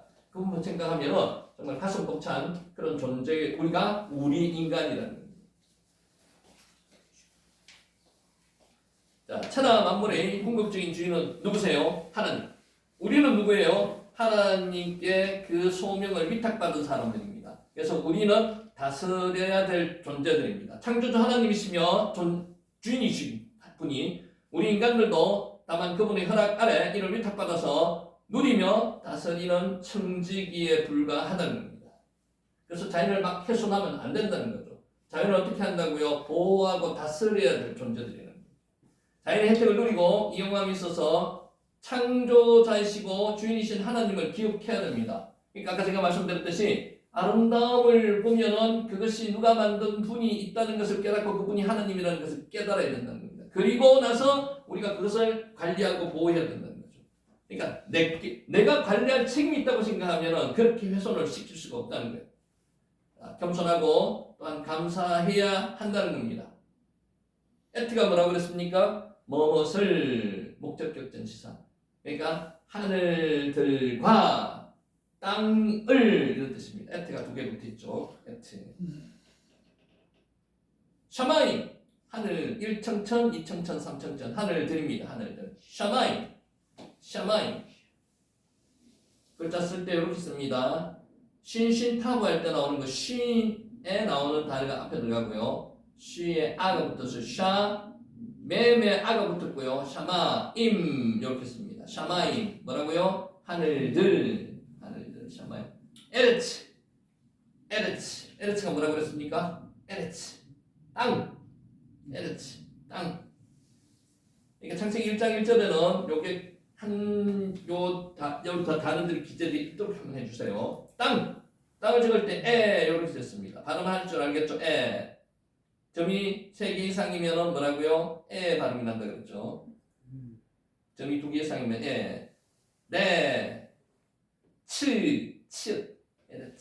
에르츠가 땅입니다. 자, 이제 오늘 여기까지는 할 거예요. 창조하십니다. 이 창조가 하나님만이 하실 수 있는 게 창조입니다. 사람은 창조를 못해요. 하나님만 하실 수 있는 겁니다. 빠라입니다. 빠라. 자, 천지 만물이 엄밀하게는 천하 만물의 원재료가 될 우주의 기본 물질들이 무에서 유로 성강적으로 생겨난 원초적 창조 사건을 보도하는 1절. 그러니까 하늘과 땅 사이에 있는 천지 만물을 하나님께서 만드셨다는 거죠. 만들고 나서 그 만드신 그거에 기초로 해가지고 다른 것을 만드는 거예요. 그래서 처음에 만든 그것을 빠라라고 이야기합니다. 빠라. 한마디 군더더기도 없는 네 단어를 분석해보면 태초에, 언제요? 태초에. 누가요? 하나님이 무엇을? 천지를 우리 지금 하고 있는 창조하셨다는 거죠. 창조. 없는 것에서 있는 것을 만드신다는 거예요. 그래서 무에서 유를 만드시는 분이 하나님이시고요. 빠라가 만들다는 뜻으로 사용되는 게 44번밖에 없는데 그 44번 자체는 하나님이 주입니다. 인간이 빠라를 못 써요. 만들다 해서는. 빠라는 하나님만 만드신다는 거죠. 자, 여기서 어디서 왜는 지금 육하원칙에서 빠져 있습니다. 어디서 만든다는 뜻은 없습니다. 하나님이 어디 계신지 우리가 알 수 없으니까. 무슨 문제하시니까. 왜 만드시는지는 우리가 유추할 수 있습니다. 2장에 나옵니다. 그래서 육하원칙 중에서 어디서만 빠지고 다 나옵니다. 자, 뭐 하셨다고요? 따라 만드셨다고요. 창조하셨다고요. 어디서?는 본래 아무것도 없는 상태에서 모든 것 공간 자체도 하나님이 창조하신 것으로 아예 표기될 필요도 없다는 거죠. 어디서 만드셨든 아무 상관이 없습니다. 우리는 모릅니다. 왜 만드셨다는 것은 나타나고 있습니다.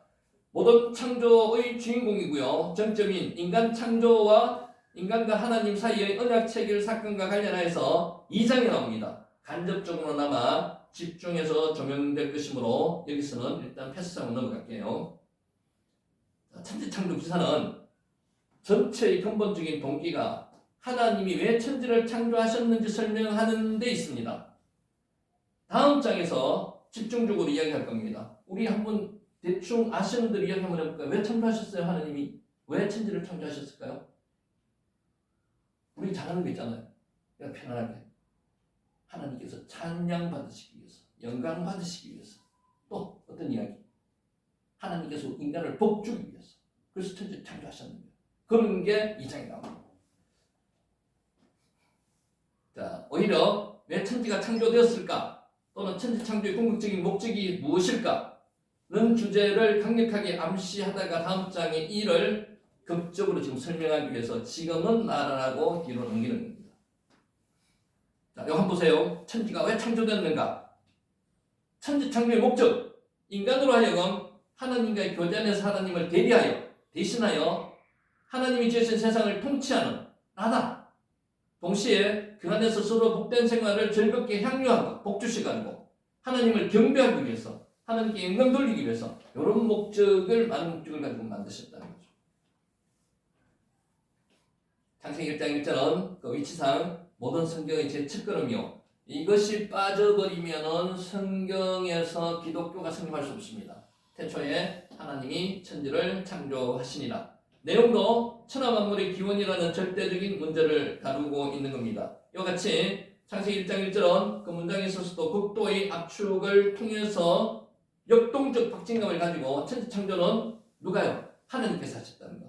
대사건을 권위 있게 제시하면 물론 이혼까지 장면은 강렬한 효과를 얻고 있습니다. 태초에 하나님이 천지를 창조하시니라. 베르시트, 바라, 엘로힘, 누가요? 에트, 하샤마이, 베트, 하, 아르치. 하나님께서 천지를 창조하셨다는 겁니다. 자, 이제 창조하다, 바라. 자, 본문으로 돌아와서요. 창조하시니라 해당되는 바라.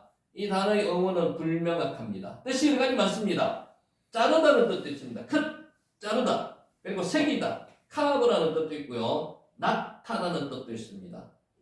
먹다라는 뜻도 있고요. 이트. 그리고 양육하다는 뜻도 있습니다. 살이 오르다라는 뜻도 있습니다. 하나의 뜻만 있는 게 아니라 여러 가지 뜻이 많은데 지금 여기서 사용된 것은 창조하다. 없는 것에서 있는 것을 만들다. 이게 빠라입니다. 빠라. 만들다. 지어내다는 뜻으로 쓰일 때는 하나님과만 관련이 되어 있습니다. 그래서 자 여기 보세요. 빠라는 만들다라는 뜻으로 사용될 때는 인간에게는 빠라를 사용 못합니다. 하나님께만 빠라를 쓸 수 있습니다. 그러니까 하나님이 창조하시는 거죠. 예레미야가 천지를 창조했다고 이야기하지 않습니다. 하나님이 창조하시는 거죠. 다윗이 천지를 창조하지 않았습니다. 하나님이 엘로힘만 빠라를 쓸 수 있습니다. 자, 이전과는 자르듯이 완전히 단절된 상태에서 전혀 새로운 것을 만드시고 있게 하시는 하나님의 절대 주권적 행위가 빠라입니다. 없는 것에서 있는 것을 만드시는 단어가 빠라입니다. 빠라. 그래서 이 빠라는 단어는 주가 하나님이면요 창조하시다가 되고요. 만들다는 의미로 쓸 때는 하나님밖에 주가 될 수 없다는 거죠. 사람이 들어갈 수가 없습니다. 자, 빠라가 묘사하는 창조 행위의 성격은 일반 용어와 비교해 볼 때 과거와 현재를 자르듯이 나누어 버립니다. 과거에 없었던 것이 새로 나타나는 것. 그게 빠라입니다. 전혀 새로운 것을 있게 하거나 시작시키는 게 빠라입니다. 옛날에 없었어요. 그리고 이전에는 전혀 없었던 일을 이전에 어떤 것과도 상관이 없이 새롭게 있게 하는 게 그게 빠라는 거죠. 요새 그건 뭐라고 이야기하는 거냐? 절대적 창조 행위라고 이야기합니다. 하나님만이 주어로 될 수 있다. 빠라. 자, 절대적 창조 행위는 오직 만물을 초월하여 자존하시는 어떤 분요? 에흐예, 아세르, 에흐예. 우리 맞죠? 스스로 존재하시는 분만이 이것을 할 수 있어요. 다른 사람은 못합니다. 자존하시는 절대 주권자이신 하나님만이 하실 수 있는 게 이 빠라입니다. 빠라. 하나님의 형상, 이마고 데이라 그러는 헬라어로 이마고 데이 하나님의 형상이 우리 인간도 우리 능력을 창조적으로 활용하여 새로운 것을 만들어낼 수가 있습니다만은 이 창조는요 빠라가 아닙니다. 이 창조는 있는 것을 가지고 만드는 거예요. 재창조를 이야기하는 것도 아니고요. 없는 것을 만드는 그게 아닙니다. 오직 이미 있는 것을 활용하여서 과거와의 연속 안에서만 할 수 있는 것이 빠라입니다. 빠라는 실제로 만들다, 지어내다는 뜻으로 구약에서 44번 쓰였습니다. 44번 중에서 하나님이 만든다는 뜻으로만 사용될 수 있는 것, 만드는 것은 오직 하나님을 가리키는 단어와 짝을 이루어서 만들다는 단어가 등장하는 겁니다. 하나님 빠라. 하나님만이 하실 수 있는 절대적인 창조 행위가 빠라입니다. 빠라. 자, 이 네 가지 단어는 다 중요합니다. 태초에 하나님이 천지를 창조하시니라. RT라고 요 단어들 꼭 해놓으시기 바랍니다. 창조하시니라. 따라는 없는 데서 있는 것을 만든 거고요. 우주 공간은 물론 그 안에 천하 만물을 구성할 재료가 될 모든 기본 물질들을 동시에 펑 하는 순간에 순간적으로 만들게 존재하게 하셨다는 겁니다. 하나님의 절대 창조 행위를 가리키는 게 뭐라고요? 빠라. 실로 자존하시는 아쉐르 에흐에 자존하시는 하나님 이외의 다른 천하 만물 각각의 존재 자체와 그들 사이에 발생한 모든 사건의 궁극적인 기원은 뭐라고요? 여기서 원초적 창조 행위에서 나온다는 거죠. 여기에서 나와가지고 다시 만드는 것, 그게 아싸이고요. 그게 빠라이고요. 그렇게 창조가 아니고 이거는 만들다는 것입니다. 야차로 만들다는 겁니다. 그걸 이제 살펴볼게요. 이게 왜 이렇게 중요하냐? 하나님께서 직접 하신 행위이기 때문에, 행동이기 때문에 중요하다는 거죠. 성경에서는 자, 이제 나옵니다. 만들다, 지어내다는 단어가 빠라 말고도 많습니다. 아싸, 행하다는 뜻도 있고요. 행동하다, 아싸, 만들다는 뜻도 있습니다. 있는 재료를 가지고 만드는 게 아싸고요. 야차르, 빠나, 단어가 세 가지 들어가 있습니다. 자, 절대적 창조 행위가 아닙니다. 이건 있는 것을 가지고 만드는 겁니다. 과거에 있었던 것을 이용해서 새로운 것을 만드는 상대적 창조 행위. 그러니까 하나님의 빠나는요, 절대적 창조 행위. 방금 이야기했는 야차르, 빠나, 아싸는요, 상대적 창조 행위. 있는 것을 가지고 만드는 거예요. 차이가 있습니다. 자, 아싸는 어떻게 쓰는가 하면요, 기존 재료를 사용해서 하나님께서 천지와 만물을, 천지에 있는 만물까지 만드셨잖아요. 그 만물의 재료를 가지고 만드는 게 아싸입니다. 아싸. 하나님도 엘로힘이 아싸라는 단어를 쓰기도 하십니다. 아싸. 아싸는 기존 재료를 이용하여 어떤 새로운 물건을 만드는 게 아싸입니다. 메이크. 영어로 말하면 메이크입니다. 만들다. 야차는 어떤 단어인가 하면은 토기장이가 흙으로 토기를 만들듯이 어떤 것을 만들 줄 내는 기술과 결과를 강조하는 말입니다. 정교하게 만드는 것. 야차릅니다. 정교하게 사람을 흙으로 빚어서 정교하게 만들 때 야차르는 단어를 씁니다. 새로운 재료로 모양을 내는 것 폼이라고 이야기하고요. 자, 이거 지금 당장 구분하기 쉽지 않습니다. 제가 예문 보여드릴게요. 어떤 물질을 만들어가는 과정을 강조하는 게 빠나입니다. 빠나는 벽돌을 올리다, 벽돌을 쌓다는 이런 의미입니다. 하나하나 쌓아 올리다, 빠나. 자, 성경은 이런 단어들을 단 한 번의 예외도 없이 각 경우에 맞게 완벽하게 구사하여 사용했다. 그래서 제가 이걸 항상 말씀을 뭐라고 드렸습니까? 성경은 모세가 저술은 했지만 실제로 모세의 머리에서 나온 건 아니다. 성경이 감동으로 지었기 때문에 이것을 하나의 오차도 없이 그대로 정확하게 맞춰서 기록을 했다는 겁니다. 천지창조 기사만 보더라도 무에서 유로 우주의 모든 물질을 지어낸 1절 바나를 사용한 것, 그리고 도저히 기존 물질의 물리적 조합으로는 만들 수 없는 바다, 생명을 만드신 것을 뭐라고 했는가 하면요, 창조라고 했습니다. 빠라를 썼습니다. 빠라. 1절과 21절은 빠라를 썼습니다. 빠라.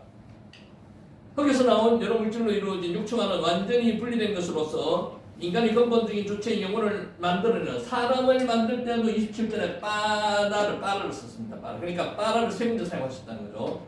그 이전의 과거는 완전히 단절된 상태로 전혀 새로운 것을 만드는 것을 빠라. 이건 뭐라고요? 절대적 창조행위.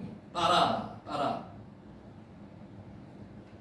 자, 반면에 이미 있던 재료로 새로운 것을 지으신 경우에는 단어들이 각각 다르게 사용되었다는 거예요. 아싸도 사용되었고요. 하나님께서 공창을 만드시고 7절 여기서 공창을 아싸 하셨다는 거예요.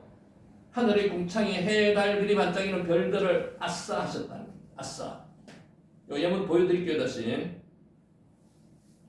기존 재료를 사용했긴 했지만 그 만드신 기술의 섬세함과 그 결과가 새롭고 완전함을 주로 강조하는 정교하게 만들 때 토기장이가 토기를 만드듯이 정교하게 만들 때 야차라는 단어를 썼습니다. 자, 들어도 복잡한데 이것을 쓰는 사람은 정말로 내용을 잘 알아야지 이거를 기록할 거 아니에요. 그죠? 모세의 머리에서는 이렇게 못 나온다는 거예요.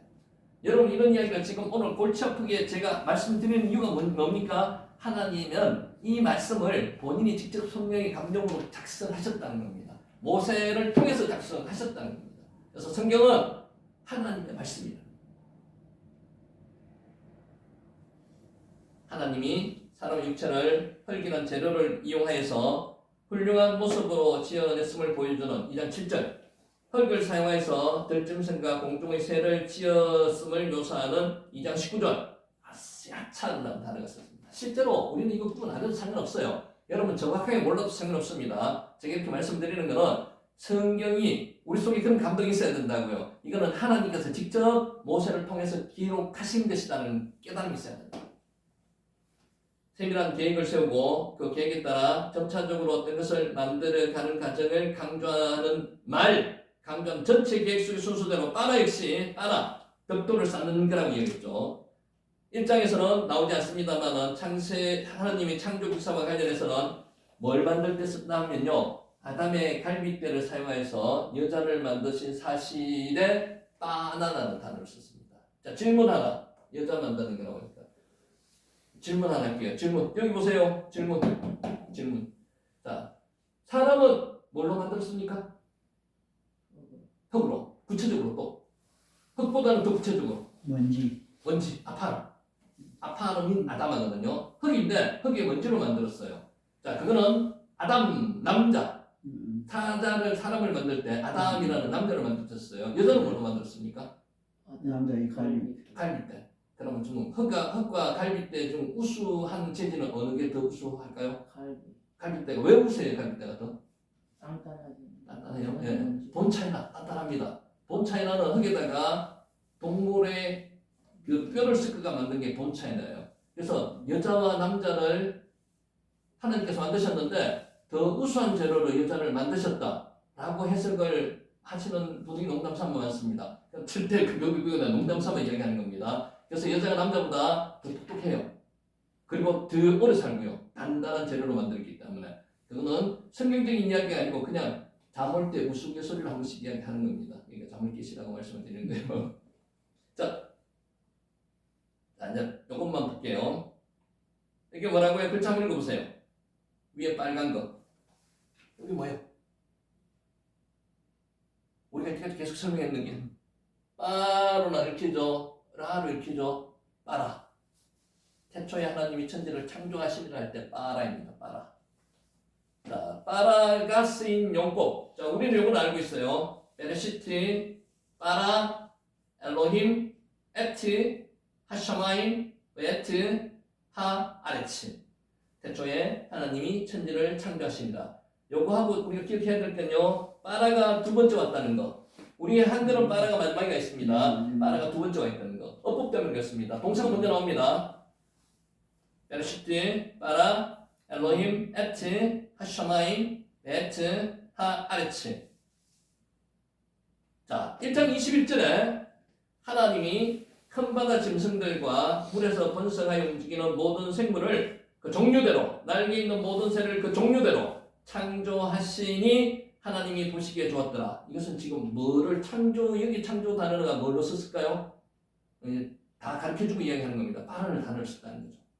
빠라는 원래는 말하면 이게 아싸라든지 야차라든지 빠라를 단어를 써야 되는데 완전히 새로운 것을 만드셨다는 그런 개념으로 이해를 하셔야 된다는 거죠. 새로운 바다 동물, 바다 생물은 새로운 개념으로 만드셨다는 거죠. 빠라, 이 단어를 빠라 썼습니다. 도저히 기존 물질의 물리적 조합으로는 있을 수 없는 생명을 만드신 사건이 뭐라고요? 요 빠라라는 단어를 썼다. 요때 빠라라는 단어를 썼습니다. 빠라. 태초에 하나님이 천지를 창조하셨다. 빠라 썼고요. 1장 21절에 수중 생물을 만들 때 빠라라는 단어를 썼고요. 또 세 번째, 하나님이 자기 형상, 곧 하나님의 형상대로 사람을 창조하시되 남자와 여자를 창조하시고 요 창조가 뭐라고 썼다고요? 빠라라는 단어를 썼다고요. 그러니까 이 정도 사람이 모세가 구분할 수 있었느냐? 그렇지 않다는 거죠. 하나님께서 성경의 감동으로 글을 쓰게 만드셨다는 그 증거라는 거예요. 흙에서 나온 여러 물질로 이루어진 육체와는 완전 분리된 것으로서 인격의 근본적인 주체인 영혼을 지어내신 사건. 그러니까 외형만 지어낸 게 아니에요. 영혼까지 지어낸 사건. 이거는 그냥 만든 게 아니고 창조한 존재라는 거죠. 빠라라는 빠라 이야기하고 있습니다. 빠라. 읽어보세요. 빠라. 헷갈릴 수 있습니다. 괜찮습니다. 처음에는 자꾸 눈으로 보시고 입으로 이야기하시는 방법밖에 없습니다. 빠라, 창조하다. 자, 이제 두 번째가 아싸예요. 아싸는 있는 것을 가지고 새로운 것이 아니고요. 옛날에 있던 것을 만드는 겁니다. 있는 재료를 가지고. 그게 아싸예요, 아싸. 기존 재료를 이용해서 어떤 새로운 물건을 만드는 거. 태초에 하나님이 천지 만물을 다 만들어 놓으셨는데 그 재료를 가져와서 만드는 게 아싸라는 거죠. 1장 7절에 아싸는 단어를 썼습니다. 하나님이 궁창을 만들고 히브리어에서 히브리인들은 궁창을 어떤 거로 생각했어요? 넓게 판이라고 생각했습니다. 철판 같은 그런 걸로 생각했습니다. 그것을 만들었다는 거죠. 하나님이 궁창, 라키아를 만드사 궁창 아래의 물과 궁창 위의 물로 나뉘게 하시니 그대로 되리라. 여기서 만들다가 아싸라는 단어를 썼습니다. 1장 16절에도 아싸 썼습니다. 하나님이 두 강명체가 뭐라고 그랬죠? 기억하세요, 전도사님?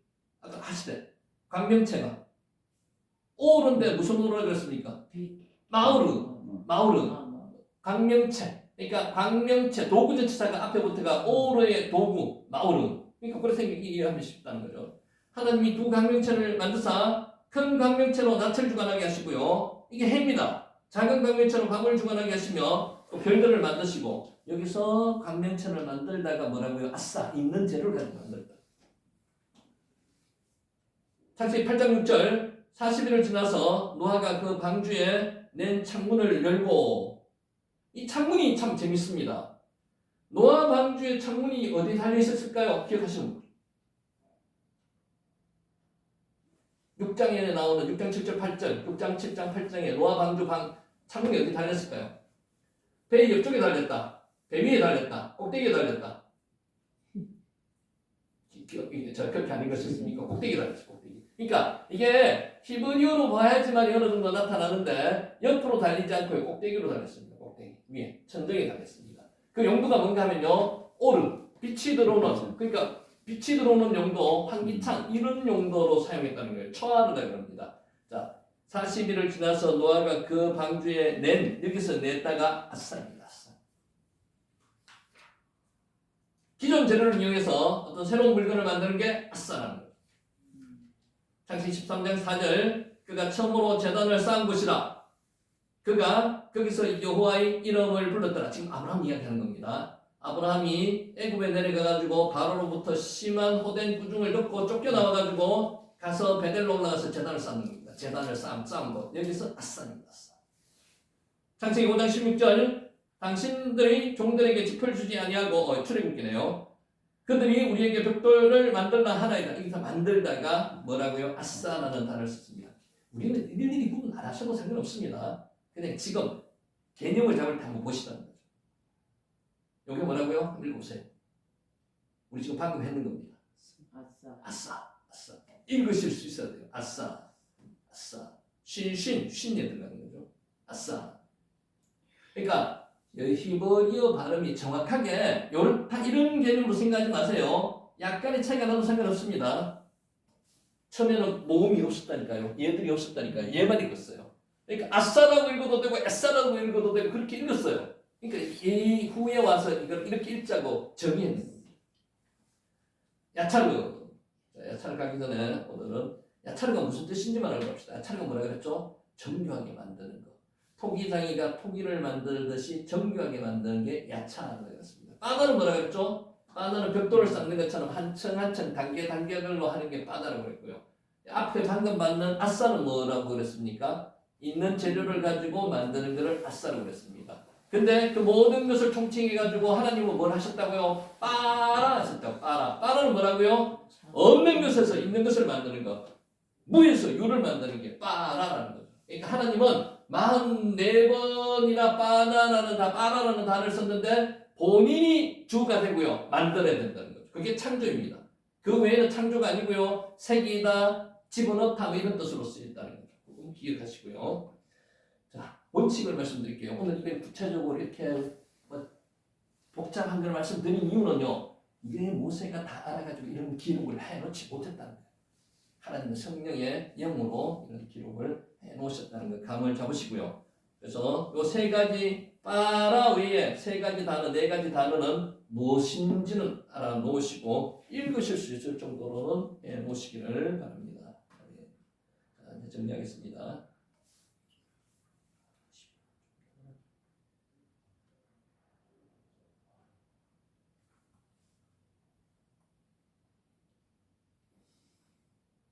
자, 이제 익숙한 단어 하나 보시죠. 제가 읽어볼게요. 야차, 여호와, 네파네카, 네하코트. 네 개 단어 중에서 우리 눈에 들어오는 단어 하나 있죠. 뭡니까?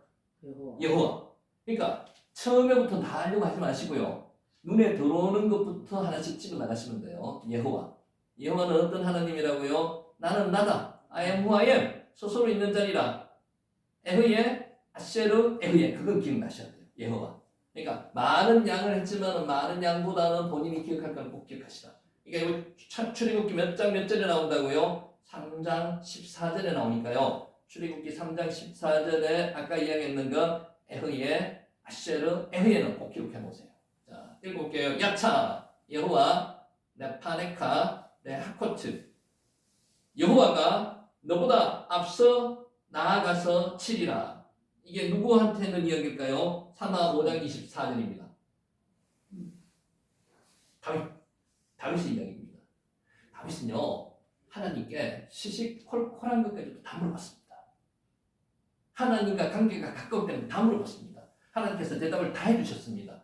요렇게 해라, 요렇게 전쟁을 하라, 요렇게까지 하나님께서 상세하게 다 말씀을 하셨습니다. 그게 은혜 받은 자가 하는 행동입니다.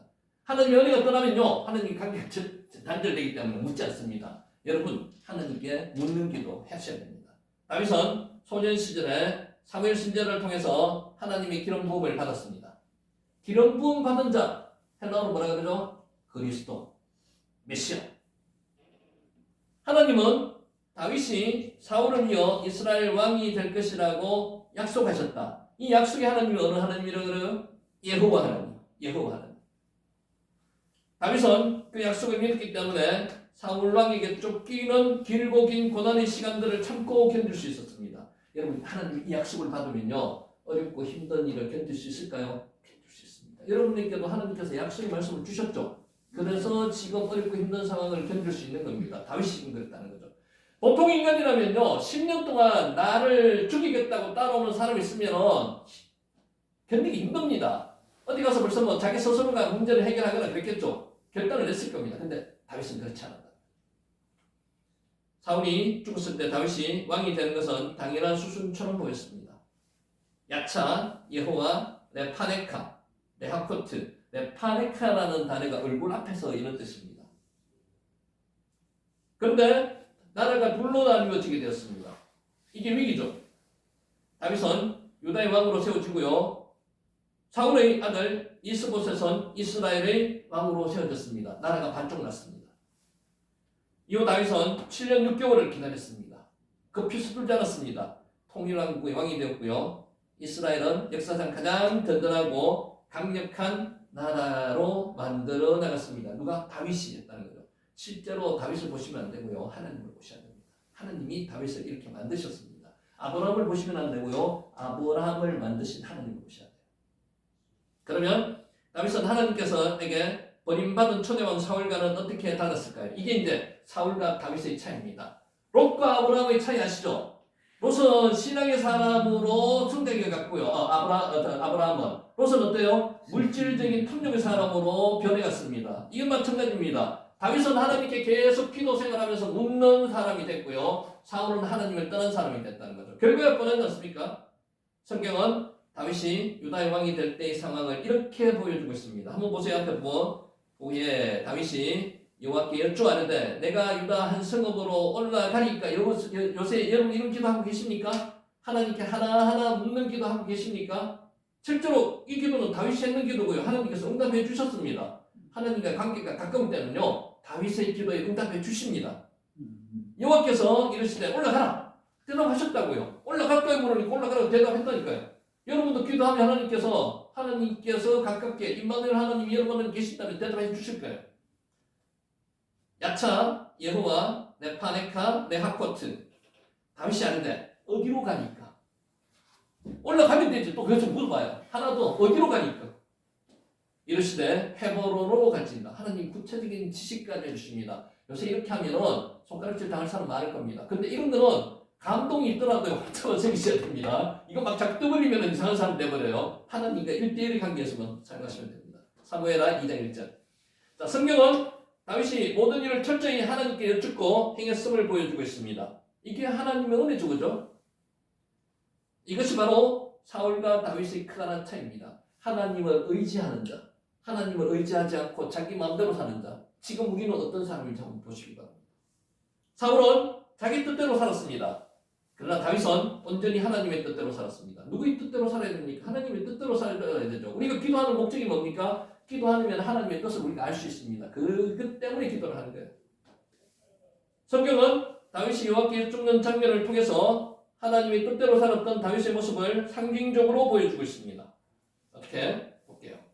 다윗이 하나님께 물었을 때 그가 어디로 가야 할지 정말 몰라서 물은 것은 아니었습니다.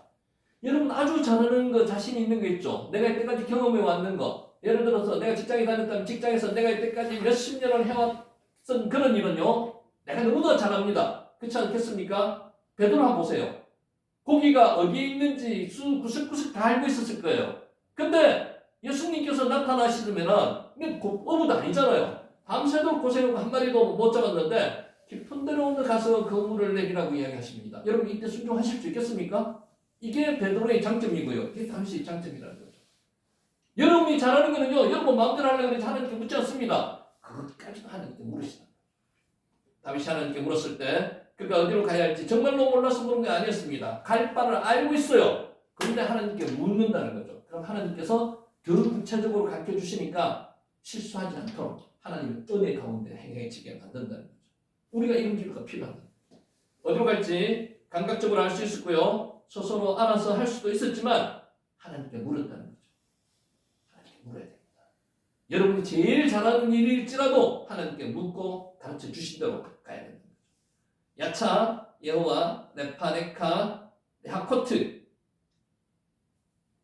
이것은 다윗으로 말미암아 이스라엘의 하나님만을 섬기는 새로운 시대가 도래했음을 선포하는 것이었습니다. 하나님도 섬기고 다른 신도 섬기고 이런 민족이 어느 민족인지 아십니까? 교회는 다녀요. 교회는 다녔는데 다른 신들 중에 한 신을 내가 더 섬기는 거고 보험용으로 그렇게 교회 다니는 민족이 일본 사람들입니다. 일본은 모든 게 다 신입니다. 6,000개 정도가 있다고 해요. 6,000개 신이. 그러면은 여호와, 엘로힘 신도 그 중에 한 신이에요. 그래서 교회에 왜 나오는가 물어봤더니만 이 신도 섬기고 저 신도 섬기면 나중에 보험용으로 아무 신이나 나를 구원해 줄 거 아니냐라고 대답을 실제로 성도들이 하고 있습니다. 물론 안 그런 분도 많겠지만 왜 일본의 기독교가 정착 못했는지 아십니까? 그런 어떤 민족성이 있기 때문에 일본의 기독교 인구가 지금 0.2%, 0.3% 정도밖에 안 됩니다. 물론 예전에 아까 우리가 창조론과 진화론 이야기할 때 교과서에 일본 교과서에 진화론이 기재된 게 1863년이라고 얘기했습니다. 그런 거 영향도 있지만 국민성에도 영향이 있습니다. 그럼 우리는 하나님, 옛날부터 하나님 한 분밖에 없었어요. 하나님. 물론 삼신하면도 있겠지만 그거는 잡신이고. 다윗은 스스로 판단하고 결정할 수 있는 일까지 하나님께 기도로 여쭙니다. 다윗이 하나님께 묻는 일은 이후에도 변함없이 계속되었습니다. 여러분 신앙이 성장할수록 하나님께 더 묻고 하나님께 의지해야 됩니다. 신앙이 약할 때는 하나님께 묻고요. 신앙이 강할 때는 하나님께 안 묻고 그게 아니라는 거죠. 아차, 여호와, 레파네카, 네하코트 여호와가 너보다 앞서 나아가서 치리라. 이런 하나님이 나와 같이 동행하시면 얼마나 좋겠습니까? 근데 이런 하나님이 지금 내 안에 있어요. 근데 그 하나님을 내가 이렇게 의논하지 못하고 내 마음대로 지금 하고 있는 그 하나님이 내 안에서 얼마나 슬퍼하실까요? 다윗이 하나님께 묻는 일은 이후에도 변함없이 계속되었습니다. 다윗이 이스라엘의 왕이 되자 블레셋이 쳐들어왔습니다. 블레셋은 위협적인 존재로 떠오른 다윗을 일찌감치 없애버리려고 했습니다. 씨를 말려야 되죠. 다윗은 사울 왕 때에 블레셋으로 망명하여 블레셋 왕의 신하로 지내기도 했습니다. 살기 위해서. 그러니까 거짓말도 했고요. 그래서 블레셋의 군사력과 상황을 누구보다도 잘 알고 있었습니다.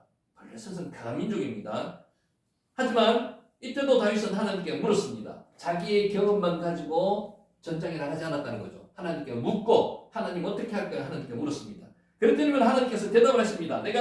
묻습니다. 내가 블레셋 사람에게로 올라가니까. 이 기도 내용입니다. 좀 유치하죠, 그죠? 아니 유치할 게 전혀 없다고 저는 생각해요. 여호와께서 그들을 내 손에 넘기시겠나이까? 나 자신 있어. 다윗이 자신 있겠죠. 군사부터 자르고 하니까. 근데 하나님께서 묻고 있는 거예요. 사무엘하 5장 19절. 그러니까 하나님께서 말씀하셨습니다. 올라가라. 내가 반드시 블레셋 사람을 내 손에 넘기리라. 얼마나 상세하게 가르쳐주신 하나님이세요.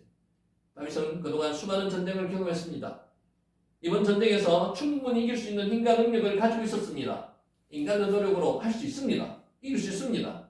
하지만 다윗은 하나님을 절대적으로 의지하여서 겸손히 묻고 하나님께서 가르쳐 주신 대로만 행동했다는 겁니다. 사울은 시간이 지날수록 점점 더 교만해졌습니다. 하나님과 단절된 상태에서 마지막에 뭐 했습니까? 엔돌이 신접한 여자까지 찾아가가지고 그 여자에게서 이상한 소리를 듣고 자기 스스로가 악의 구렁텅이로 빠집니다.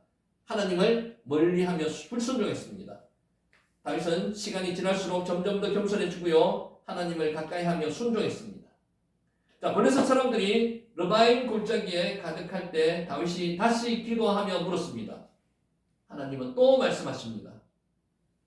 올라가지 말고 그들 뒤로 돌아가서 뽕나무 숲을 맞은편에서 그들을 기습하라. 여러분, 이렇게 상세하게 이야기해 주신 하나님은 다윗에게밖에 없었습니다. 얼마나 친숙한 관계였으니까 이런 거 참 부럽지 않습니까? 뽕나무 꼭대기에서 그런 건너 소리가 들리거든 곧 공격하라고 하나님께서 말씀하십니다. 그때 여호와가 너보다 앞서 나아가서 블레셋 군대를 치리라. 사무엘하 5장 23절 24절 말씀입니다. 다윗은 여호와께서 하나님께서 가라고 하면 갔고요. 가지 말라고 하면 가지 않았습니다. 우리 모습과 한번 생각해 보시기 바랍니다.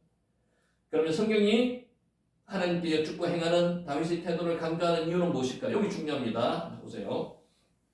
우리가 일상생활을 하면서도 하나님께서 우리의 주 되심과 주권을 인정하고요. 하나님의 뜻대로 행하고자 노력하는 삶의 태도를 보이라는 것입니다.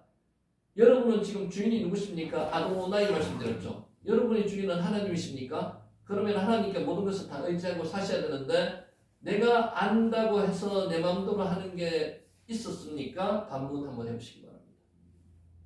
하나님은 이러한 삶의 태도를 기뻐하십니다. 온전히 나를 다 맡기는 삶의 태도를 기뻐하신다는 거죠. 내가 열심히 봉사하고 열심히 교회 나오고 이것만 끝나면 절대로 안 된다는 거예요. 여기서 한 단계 더 나가셔야 된다는 거죠. 하나님의 뜻대로 오늘 우리가 살고 있는 이 시대는 물질 만능 시대입니다. 맞죠? 물질이면 다 해결됩니다.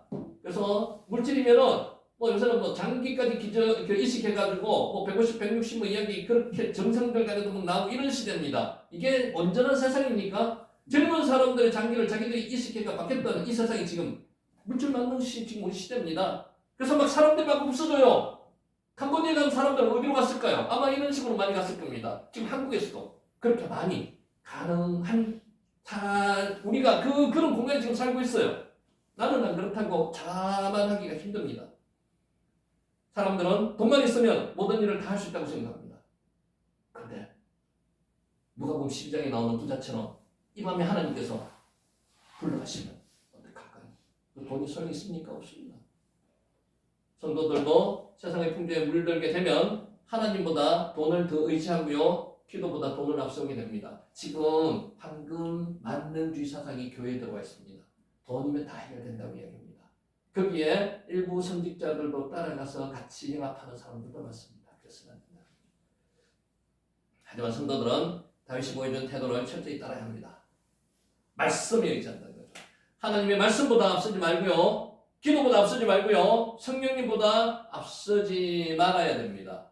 내가 먼저 앞서 나가면요. 하나님이 뭐라고 말씀하셨습니까? 이게 우리 나오잖아요. 야차 여호와 네파네카 네하코트. 내가 너보다 너 얼굴 앞에서 나가서 하나님께서 먼저 치시겠다는 겁니다. 이것을 내가 맡고 있는 겁니다. 지금 이런 삶을 살고 있지 않나 한번 돌이켜보시라는 거죠. 이것이 하나님을 경외하는 사람의 올바른 믿음의 자세입니다. 하나님께 묻고 행할 때 하나님은 우리의 삶을 인도하시고 승리를 얻도록 해주십니다. 자, 기도드리겠습니다. 하나님 아버지 감사합니다. 오늘도 하나님의 은혜 가운데서 저희가 말씀에 임했습니다. 말씀이 저희의 모든 경험보다 앞서게 해주시옵소서. 하나님을 의지하는 삶이 되게 해주시옵소서. 다윗에게 그렇게 상세하게 말씀하셨듯이 우리가 하나님께 묻고 하나님이 가르쳐 주시는 대로 하나님의 뜻대로 살 수 있는 한 분 한 분이 다 되게 해주시옵소서.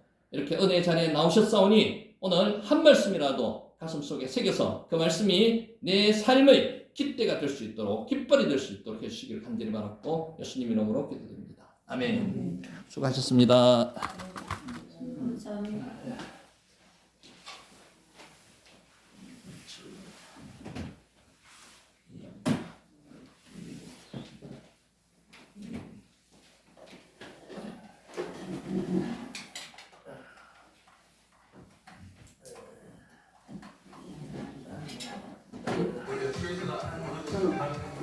네.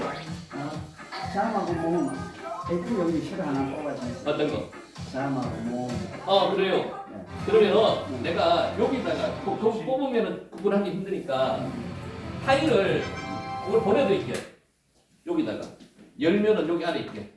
그러면 거기 안에 있으면 항상 보면 된다는 거죠. 네. 세 분한테 다 보내드릴게요. 노래하는 거하고 해가지고. 네.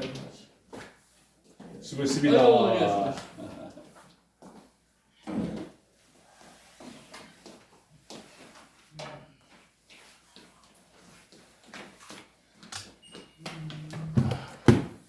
오늘 정리가 보내드릴게요.